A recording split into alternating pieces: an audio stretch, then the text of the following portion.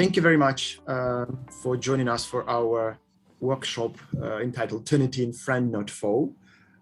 So we'll try to talk about our experiences as a faculty member and as a staff member working with students, trying to use Turnitin strategically, pedagogically to the advantage of students to improve their learning. And so my name is Maxine Newman, and I'm the language specialist in the Academic Success Center in Ted Rogers School of Management. So our experience is coming from Ted Rogers School of Management.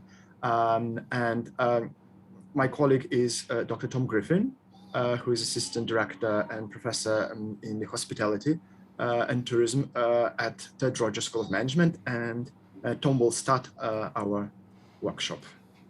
Great, thank you, Max. Welcome, everybody. Welcome.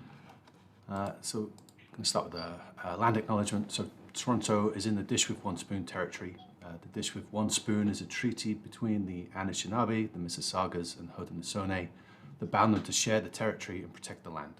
Subsequent Indigenous nations and peoples, Europeans, and all newcomers have been invited into this treaty in the spirit of peace, friendship, and respect. So thanks everyone for showing up. Just to kind of briefly introduce myself, so I'm Tom Griffin, I'm Assistant Professor in the School of Hospitality and Tourism Management, and I'm going to show you why I use Turnitin and how I use Turnitin in my class. And I'm really going to draw on my experiences from teaching HTT 150, which is kind of Intro to Tourism first year class. There are typically between 250 and 300 students. There's typically around 150 first years, and of those first years, there's about 80 international students. So it's very, very roughly a third domestic first years, a third international first years, and a third that are upper year elective students, typically business students, taking it as a course, as an elective in their program. So it's quite a big mix, people with different experiences of academics, of Canadian university culture, and so it's been a learning curve, but I've enjoyed it overall. And so, you know, there's two kind of main parts to my presentation. I'm just going to talk through how I use it and then kind of open it up for discussion and questions and all that kind of stuff. So I'm talking about, you know, using Turnitin as one tool for teaching academic integrity in my class. And then I also use it as a grading tool. I think it's a really useful grading tool for my classes. And just to give you that context. I'm not a Turnitin specialist by any means. I've just been using Turnitin for 5-6 years or so, and through trial and error and Googling around and going to some different workshops, you know, this is where I'm at today. So yeah, I think it's really important to kind of position using Turnitin as one kind of tool in a toolbox for a bigger topic, and that's academic integrity. And so, you know, like just really briefly, I talk about academic integrity in the course. So we introduce students to what that means and what the basics of Policy 60, why it's important, and really kind of increasingly talking about the value of academic integrity, not just for getting in trouble or not, but for, you know, building trust with relationships, your own reputation, the reputation of the program and the school. You know, I find quite a useful question to ask is, you know, what happened? How would you feel if your classmate cheated on an accounting exam and got a job as an accountant, and then that accounting firm would never hire a Ryerson student because they didn't actually know what they were talking about? That would damage your reputation as well. And so I kind of playing around with those stories and ideas about the value of academic integrity. And of course, fairness. You know, why should we treat somebody that does cheat or does get caught plagiarizing and give them a break when other people have tried hard and spent time, and is that a fair kind of situation? So that's kind of the discussion increasingly trying to have with the students. So we go through the process and the consequences of being reported for academic misconduct, what happens if you get caught or if you get reported, and what that meeting looks like and what the email looks like and so on. And also really important, I increasingly trying to stress to students that it is your responsibility. Just because I haven't explicitly told you something doesn't mean that it's not your responsibility, that intent doesn't always matter. And trying to kind of instill this into them for the first year. And then we go through examples of academic misconduct, so all the typical stuff.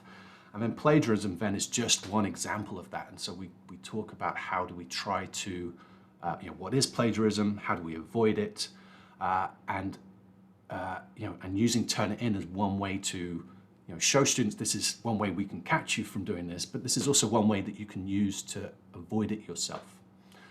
And my approach to teaching referencing has moved to more, my message to students is really saying that there is both substance and style, right? So the substance is really important. You have to just tell me where you get your information from. And if you do that, you will not get into trouble. If you get the style wrong, if you get the brackets wrong and the commas wrong, that might lose you a couple of points, but it won't get you into trouble. And I've picked up this kind of anxiety in students sometimes that they think if they're going to get the comma in the wrong place or the alphabetical order wrong, that is academic misconduct. And so I'm kind of increasingly trying to push them in these two directions. So with academic integrity, I'm really increasingly trying to put more and more opportunities for practice. So I'm using Peer Scholar a lot. If you don't know what Peer Scholar is, it's a review software. Students submit something and they review each other's work, and it gives them a little bit of practice. So relatively few points, but it gives them a chance to practice. And then I have a draft paper of around 5 pages. They get tons of feedback from a TA, and then they have to resubmit an improved version of that paper. I've started last year, I started introducing a quiz on academic integrity into D2L. So part of that is Turnitin. And they actually have to complete the quiz to get access to the Dropbox. And they get unlimited attempts. It doesn't matter how many times you take it, but you have to take that quiz to get access to the Dropbox. And I give them a 20-minute video lecture on that. And so I allow students access to use Turnitin as a plagiarism checker. And I've increasingly found this as a really kind of useful tool, one tool to help teach students what plagiarism means and how to avoid it. And just to kind of stress that I really view Turnitin as just one tool in academic integrity. It's not academic integrity, it's just that one tool. And so it only shows direct copy and paste plagiarism, but it doesn't catch other types of, doesn't show other types of academic misconduct. But it's still useful. Okay. Yeah, I think okay. I thought about this when I was preparing for today's presentation. I'm going to start using it in my classroom. And it kind of reminds me of being a kid and going to the dentist, and they tell you to brush your teeth, and you brush your teeth as well as you think you should. And then they give you this little pill, and it shows you where all the plaque is still left, and it shows you that you don't actually brush certain parts of your teeth or whatever it is. And then you can practice, oh yeah, I need to brush this part, I need to brush this part.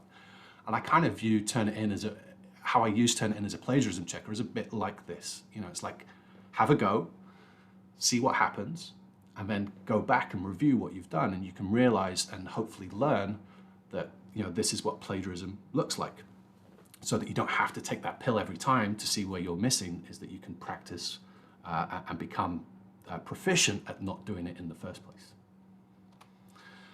And so I show students what it means. I actually have a paper and I show it up on the class, and we go through and say, this is what Turnitin looks like.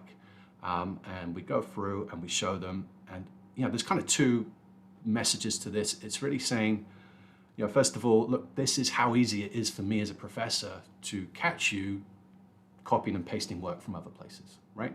That's kind of number 1. But also then, like, go and look at your own work and check it and play around with it and see what mistakes you make as a practice, and then you can go back and fix them. And so my messaging to students about Turnitin is, so I started to make more and more YouTube videos. So I kind of make these little videos and share them on D2L. I like YouTube as a side note. I know there are problems with YouTube, but one thing I like about it is it does have this automatic captioning and automatic translating. It's not perfect, but I think it's better than nothing, and it's relatively easy for me. So I use YouTube a lot. So I go through and I show students actually how to access it. So, submit your paper here, click here, and do all that kind of stuff. We talk about what the similarity index means. And if you're not familiar with Turnitin, Turnitin shows you this percentage score, and it shows you the percentage of your paper that is found in online sources, academic literature, and previously submitted student papers. And then we talk about how to interpret that similarity index, because that percentage score is interesting, but it doesn't, students are always like, well, what's the magic number, right? If it's 20%, am I going to get into trouble or not? And it's, my message, it's an indicator, so it shows you that number, but it might be that you have 60%, but if you've referenced everything properly, you're not committing academic misconduct. You might need to improve your writing style, but it's not academic misconduct. And likewise, you could have a very low score, and that could include academic misconduct too. So it's not this equals this, it's just that tool for you.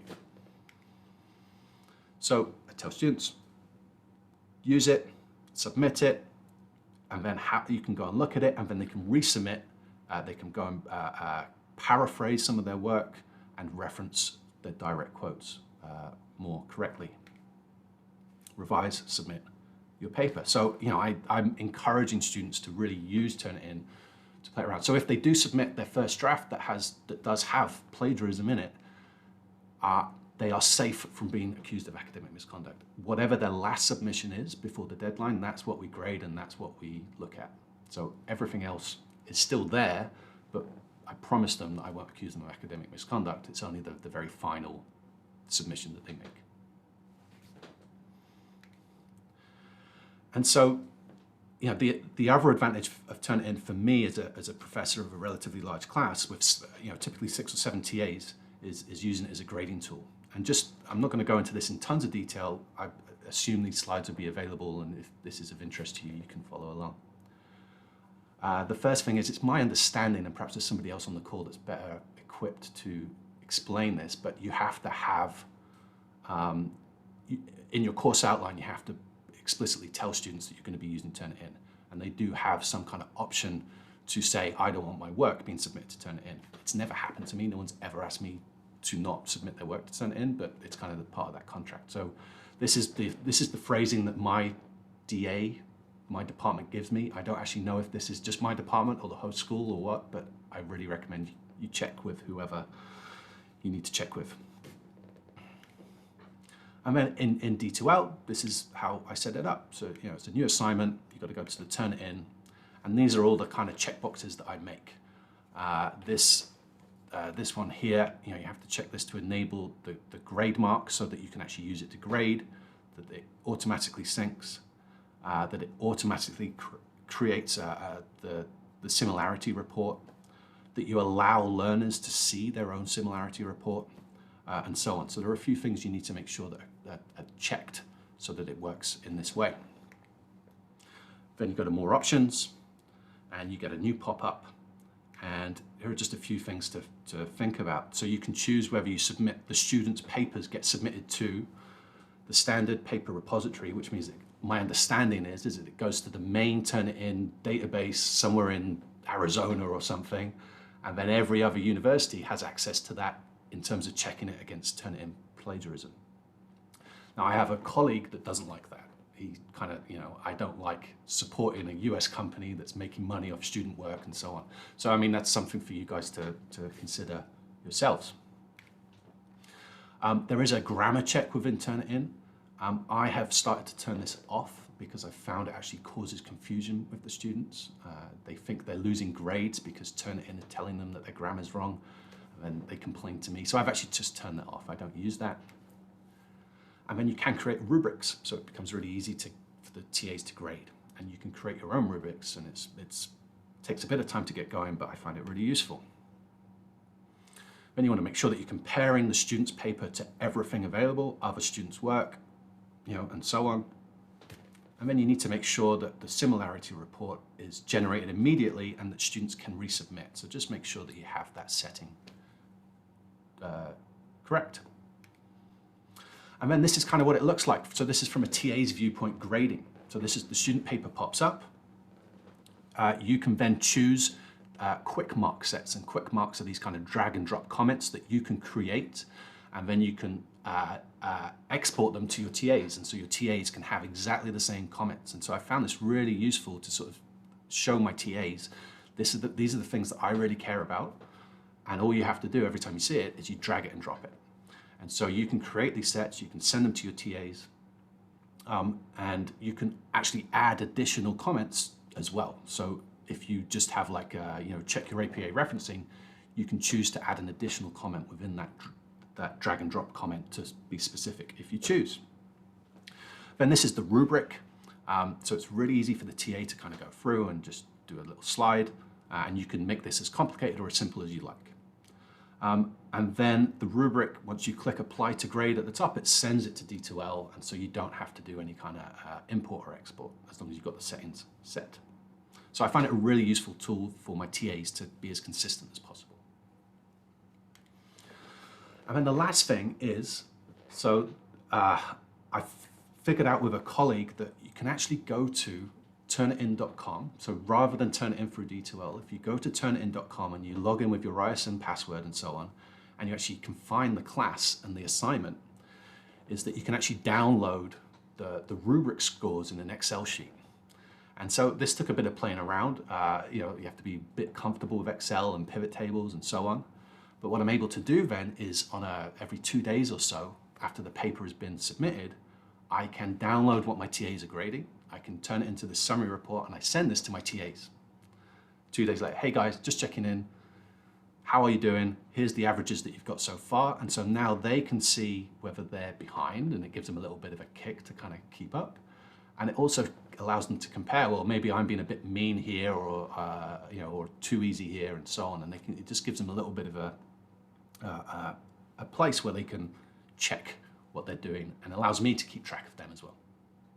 So yes, Turnitin has some problems. It's not everything, but I also really find it a really useful tool in managing and teaching my classes. That's it. Max, over to you. Yeah, thank you, Tom, very much. So yeah, I think I'll check the screen in a second, and then we'll continue. Okay, just a second. Yeah. So yeah. So as I mentioned, I'm going to talk about the student perspective. So some of the things Tom mentioned would be similar, and I'll echo some of the sentiments, but my focus here is mostly on the other side of the table, what students are feeling, thinking, and saying, and what they bring in sometimes when they come for writing appointments. So as a writing specialist, I see hundreds of students every semester, and they are TRSM students, those who are taking Ted Rogers School of Management courses, and they often come and ask about their plagiarism score, and then as soon as they see plagiarism score, I immediately have to stop and sort of start talking about what does it mean and what it doesn't mean. As Tom mentioned, Turnitin labels itself as a plagiarism detection service, so they do talk about plagiarism detection somewhere on their website. At the same time, some people think that the more accurate description would be text matching, because that's what, and when you have similarity report, they just provide you a text matching information. Recently Turnitin started putting this, so they talk about plagiarism spectrum, and then yeah, I think you can see it. Yeah, so they talk about self-plagiarism, collusion, manual text modification. So they talk about deep level elements of academic misconduct, which is to do with plagiarism.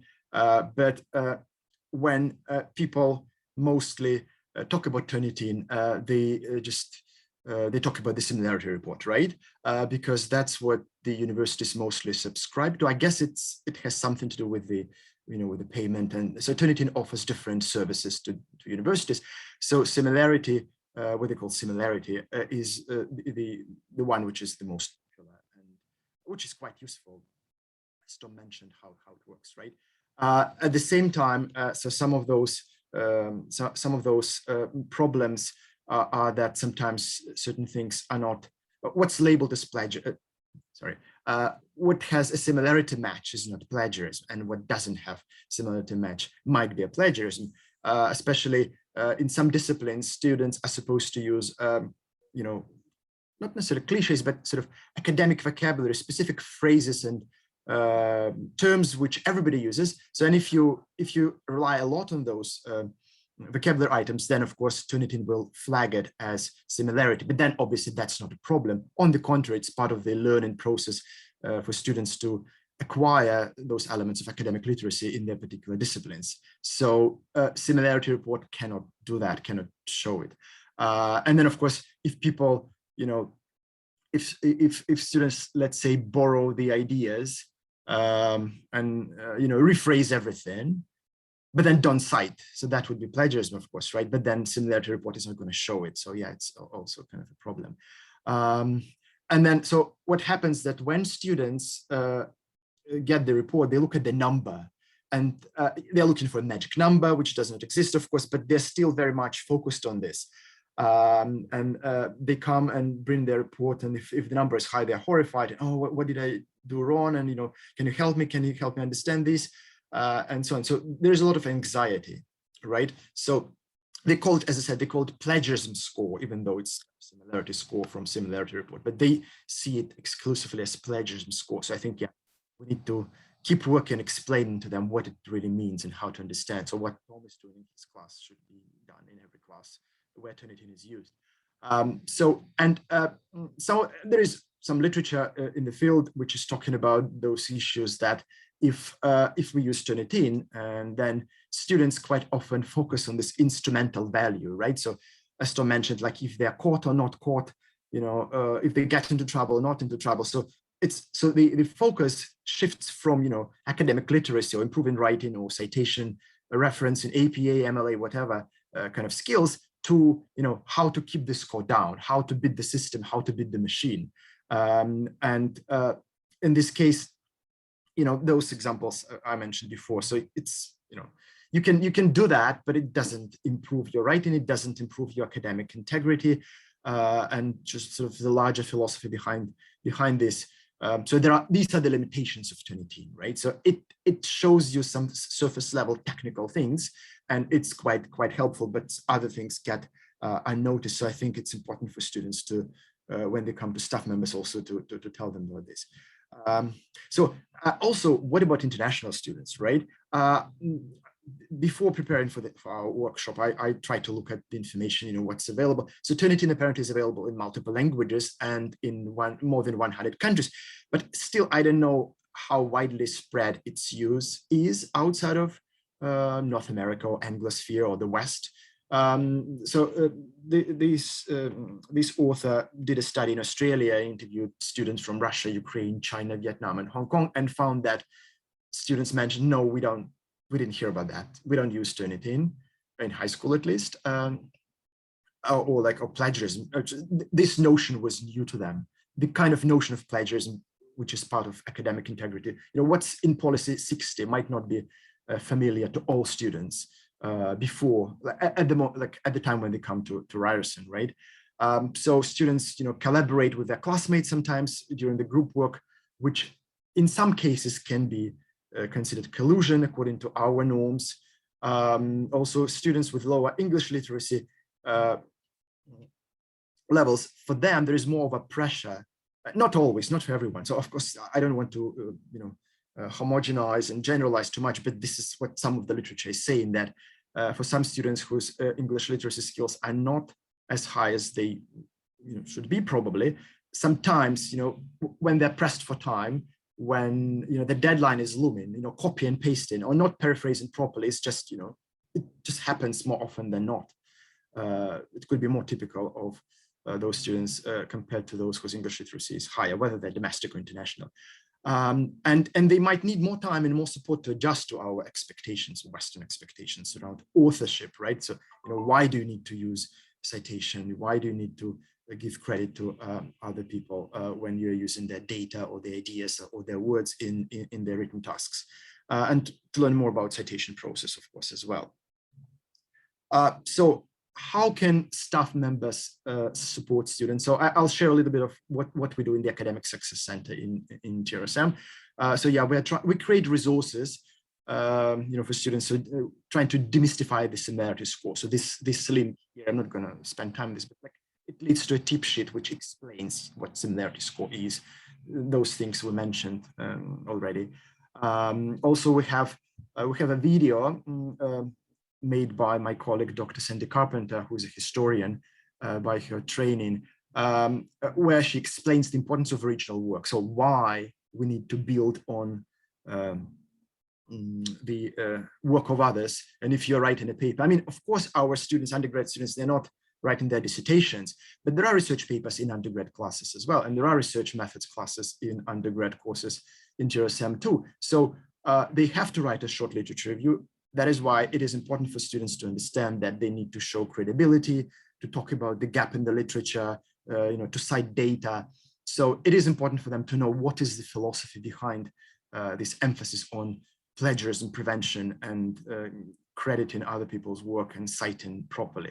And I think it should all tie into this development of general academic literacy and socialization into appropriate disciplinary conventions, because things are done slightly differently in physics as opposed to business or English. But that's what students are to learn while they are in university. And I think it's important for us to help them improve those skills. So what is the role of faculty, right? So one of the things, I think it's the pedagogical use of Turnitin, and Tom just talked about how he does it in his class, right?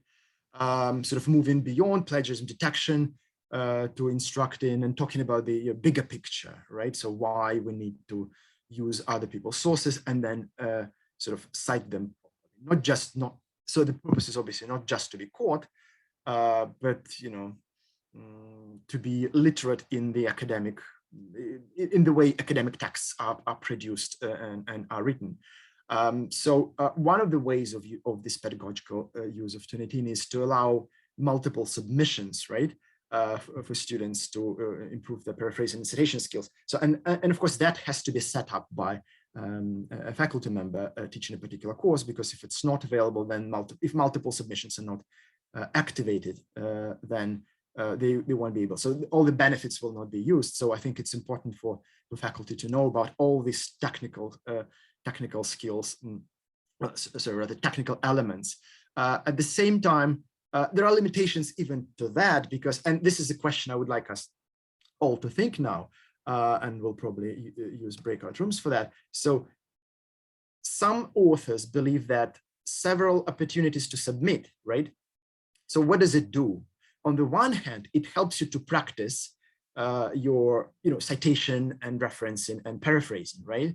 So I can share a small personal experience, like how I got interested in this discussion, really. So my wife is doing a doctorate at University College London Institute of Education, and there, when she's submitting her papers, she has this function. You can have multiple submissions. So she wrote a paper for a doctorate degree, right, which has supposed to be super original, but still she found that her paraphrasing was not, like her similarity score was like 2% or 3%, very low, wonderful, right? But then it still highlighted a couple of elements where her paraphrase was not, paraphrasing the source was not perfect. So she went back, fixed it, and then checked it again, and then, until she was happy with that. So it helped her to fix that minor technical problem. And then I got interested in this. Okay, can we do this here? And then I realized that it all depends upon the settings, and faculty member has to set up in a way that you can do it as a student. So there are limitations to that. But the question is, this opportunity to resubmit, what does it do? What does it produce? Does it merely help students to improve their sort of citation skills and writing skills, or it kind of sometimes may help them to, be very instrumental? Oh, let's beat the system.